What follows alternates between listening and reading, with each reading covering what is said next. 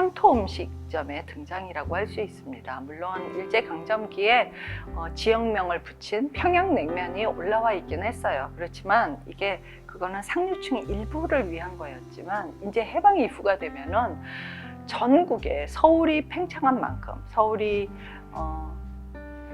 천만 도시가 될 때까지 지방 각 지역에서 저 월남민이라든지 아니면 일제강점기 강제로 끌려갔던 귀환 징용 징병으로 끌려갔던 사람들이 귀환했는데 서울로 정착을 한다든지 또는 농촌이 피폐해지면서 농촌에서 올라온 이농민이라든지 이런 전국 각지의 시골 내기들, 서울 내기에는 사실 얼마 안 되거든요. 전국 각지의 시골 내기들이 전부 다 올라와 가지고서는 서울에 살게 되면서 이들을 위한 음식점들이 이제 생겨나기 시작했다고 볼 수 있습니다. 근데 이들을 위한 음식점들은 이게 유흥이라기보다는 사실은 일터에서 생존을 위해서 먹는 거기 때문에 특징이 있어요. 그래서 굉장히 익숙한 거, 즉 자기의 고향에서 먹었던 음식, 고향 맛이 나는 음식, 향수 이런 것들이 음식에 담아서 하는 것들이 있고요. 또 빨리 먹어야 되죠. 왜냐하면 일터에서 먹는데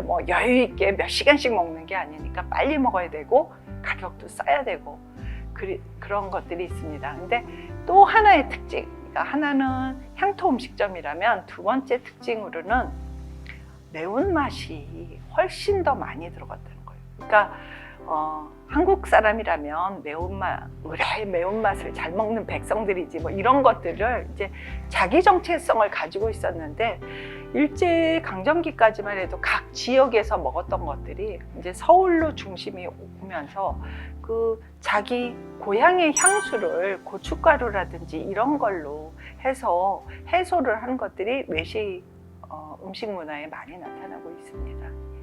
원래 그 함경도 지역에서 있었던 그 지역 음식으로는 그 녹마국수가 있어요. 녹마라는 것들이 녹말 같은 그 약간 사투리처럼 돼서 감자 전분으로 만들어서 약간 회국수 같이 만들어 먹는 건데 이제 한국 전쟁으로 피난으로 내려온 함경도 사람들이 부산에 내려온 사람들은 부산 밀면처럼 아니면 이제 속초에 있는 사람들은 속초 있는 대로 있지만 서울로 제일 많이 왔죠. 그래서 서울에서 중부시장이 원래 그 어물을 많이 파는 데였거든요. 그리고 그 바로 위쪽에 산기슭에 있던 오장동 지역에 모여서 이제 할 수 있는 게 사실 자본도 없고 먹고는 살아야 되니까 음식 장사를 한 건데 이제 고향의 이름을 붙여서 함흥냉면이라고 해가지고 돼 있는 것들이 오늘날과 같이 이제 점점 바뀌어가지고 진화가 된 것이 있습니다.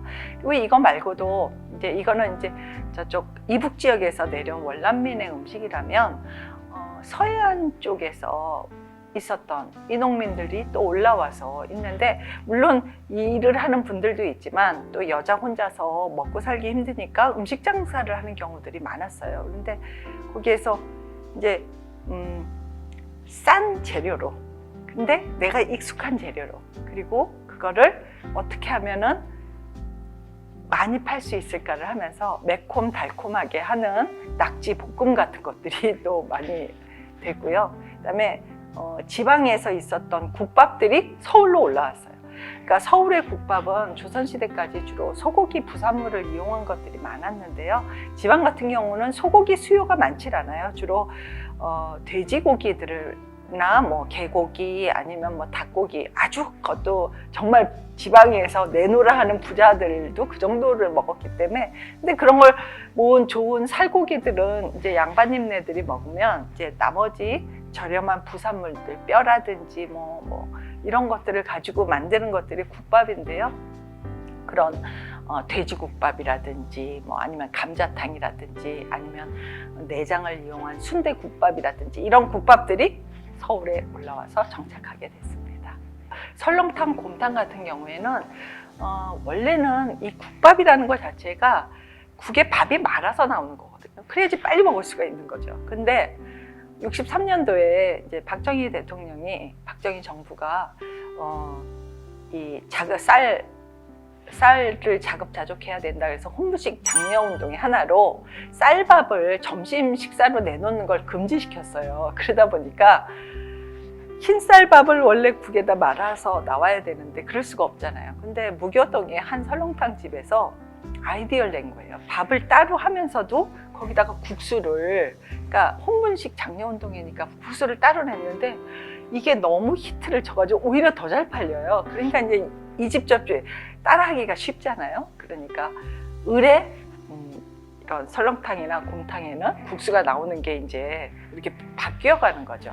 또 이거 말고도 이제 60년대, 70년대 일본으로 이렇게 돼지고기를 많이 수출했어요. 이제 양돈을 장려를 하는 것들이 국내 사람들을 위한 것보다는 일본으로 수출을 하자. 이 당시 이제 수출로 그 경제를 부흥하자라는 시기였으니까. 근데 일본인들이 좋아했던 것들은 안심이나 등심, 이렇게 일본 돈가스가 유명하잖아요. 그래서 그런 걸 만들 수 있는 거라든지, 아니면 전통적으로 돼지고기 먹을 때는 뭐 돼지갈비라든지 뭐 뒷다리살 이런 건데, 삼겹살이라든지 아니면 돼지의 어떤 내장이나 이런 부산물들은 전통적으로 먹지를 않았는데 이게 이제 남아 도는 거죠.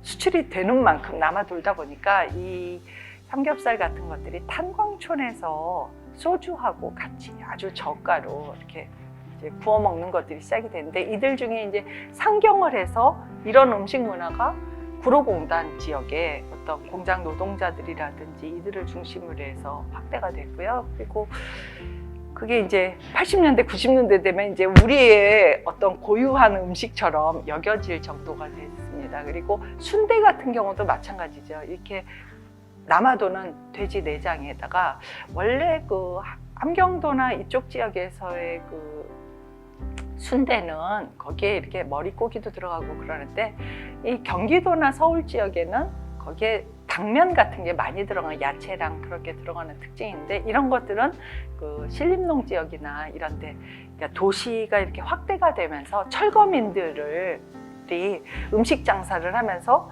그런 싸게 구입할 수 있는 내장을 이용한 어떤 순대 음식으로 여러 가지 발달하게 됐습니다. 근데 이런 대중식당들은 정부가 그렇게 좋아하진 않았어요. 그러니까 약간 싸구려 음식, 좀 약간 불결하다, 비위생적이다, 그러면서 약간 좀 그랬는데 1972년도에는 정부에서 아예 음식점을 5등급으로 나눴어요. 그래서 A, B, C, D, E 뭐 이렇게 등급을 나눠서 그 음식마다 반찬 가짓수를 얼마나 할 수 있고 뭐 쌀밥을 낼 수 있냐 없냐 뭐 이런 식으로 했는데, 이 대중식당은 제일 하등급이어서 반찬은 딱 2가지만 해라. 김치하고 나물 하나. 그게 이제 어떻게 보면 지금까지 이어지면서 설렁탕 집이나 그런 데 가면 간편하게 나오는데요. 그것도 일종의 이 시기에 국가 정책의 영향을 받은 거라고 할 수가 있을 것 같습니다. 크게 2가지 특징. 그러니까 해방 이후에는 향토 음식으로 해서 음식이 전국화됐다면 80년대 이후에는 하나는 세계화된, 그래서 뭐 서구의 음식점들, 뭐 패스트푸드, 치킨이라든지 프라이드 치킨을 얘기를 하죠. 그래서 어떤 선생님은 그걸 물에 빠진 닭이 이렇게 기름에 빠진 닭으로 바뀌었다라고 하는 프라이드 치킨이라든지 피자라든지 뭐 햄버거라든지 이런 여러 가지 서양 음식들이 마구 들어오는 것들이 있고요.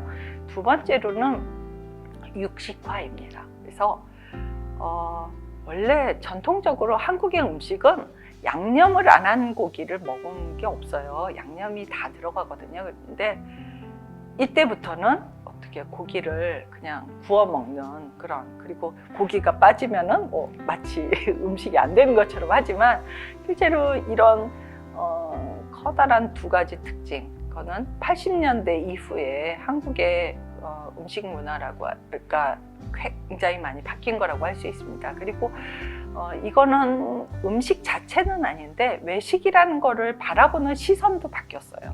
그래서 일제 강점기까지는 어떤 상류층들의 문화, 그다음에 진짜 생존을 위해서 먹는 거, 그다음에 뭐 해방 이후에도 전국화되고 향토 음식화됐대지만 여전히 외식을 하는 경우는 예외적인 경우거든요. 나가서 돈 벌어야 되니까 할 수 없이 점심을 사 먹는 경우라든지 뭐 이런 경우인데, 80년대가 되면 보통 사람들, 서민들 이런 사람들도 친목이라든지 뭐 아니면 유흥이라든지 아니면은 집에서 했던 특별한 행사들, 다시 말해서 뭐 생신이라든지 돌잔치라든지 이런 것들도 점차 바깥에 나가서 외식을 하는 걸로 되는 식으로 바뀌었다고 할 수가 있습니다. 그래서 외식을 하는 사람들이 특별한 사람이 아니라 보통 사람들도 다 외식을 하게 되는 그런 걸로 바뀌어가고 있다고 생각합니다.